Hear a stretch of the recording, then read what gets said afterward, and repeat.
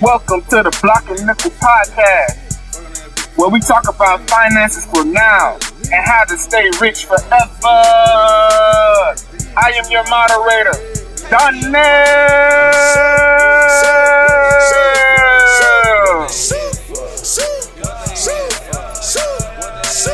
Special shout out to Block Boy. Damn, I love that song. Welcome to the Block and Nickel Money Party. Today we got some good things we're going to talk about. Our main topic of today will be, we're going to talk about giving, being a giver. But you know how we do it at the Money Party. We like to put a spin on things. We're talking about being a giver and not a taker from yourself. Give to yourself. Don't take from yourself. Now, this is not a new concept. This is something that we all know about, and it falls in line with the pay yourself first model. And we're going to get into that today. Give to yourself. Think of your future. So when I say give to yourself, what do I mean? What do you mean? Give to myself. Be a giver, not a taker. Simple. I'm gonna put things into a category for my W-2 workers. We all get paid a paycheck, and we have the option to invest in a 401k, take some money out for that. But a lot of times we don't take these deductions. We choose to get my whole check. I want all my money. Well, you're going to be in for a rude awakening when you wake up and you're sitting into your 60s, your 70s.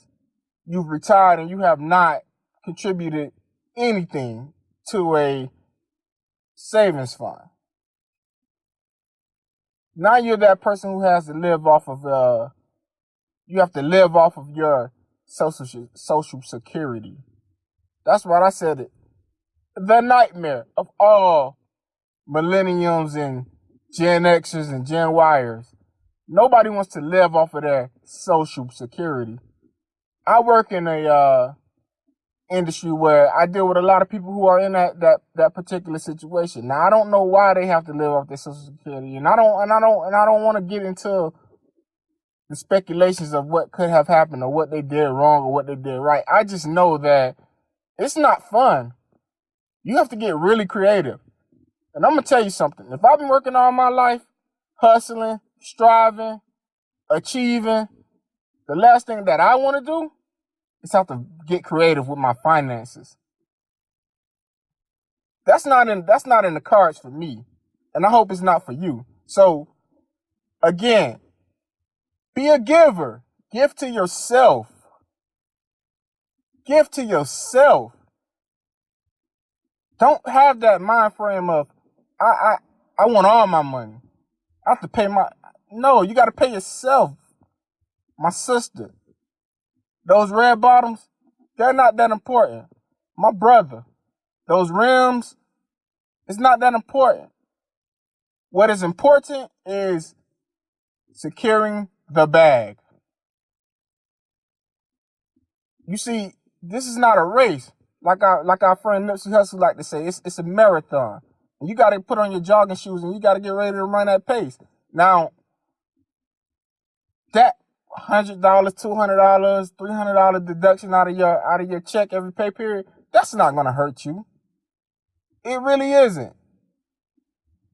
And if it is hurting you, then you need to reevaluate how can you continue to contribute to a fund and not hurt yourself. Now, there are a lot of ways you can do this. You can give to yourself several ways.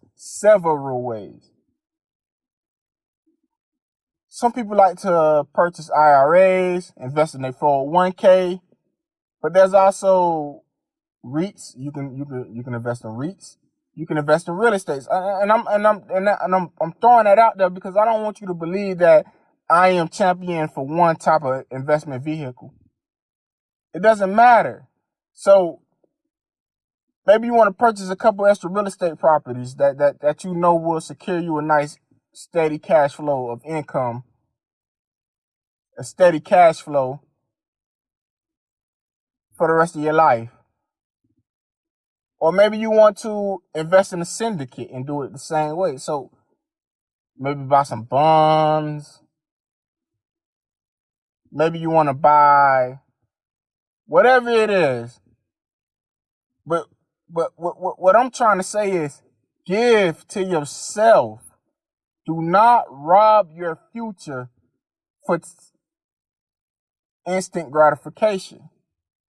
Do not rob your future for instant gratification.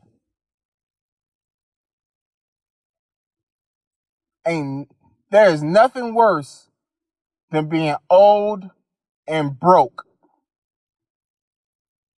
There is nothing worse than being old and broke. At that age, retirement age, you should be taking trips. You should be moving around, giving money away, donating. You should have those are luxuries, and you should be able to indulge in all of them. What you shouldn't be doing is working like a young person. I don't want to see any more 70-year-olds, 80-year-old people working like they're in their 20s, working like they are in their 30s. And if you are working like you're in your 20s and your 30s, you're doing it for yourself. You're doing it because it's fun. Your income is high. How many people that I see in their retirement ages working in God knows what and doing all kinds of things? Because, and it's not their fault, it's just that no one ever told them. No one told them, hey, put some money away. Nobody showed them the power of compound investing. No one showed them the power of compound interest. Give to yourself. Become Santa Claus for yourself. How many Nikes? How many Jordans? How many Adidas? How many different pair of jeans? How many clothing articles? How many clothing items must you own? When you do stuff like that, you are robbing from yourself.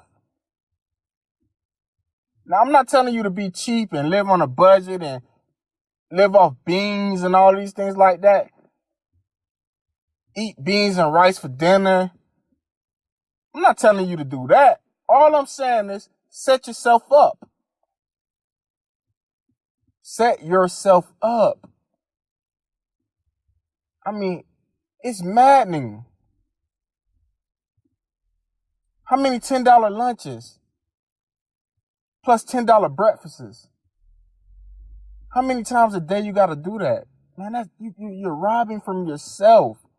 Stop robbing from your future. Be a giver. Oh, and now I'm about to touch on something really, really, really new. You have family, you have kids. For all of my W-2 workers who have kids,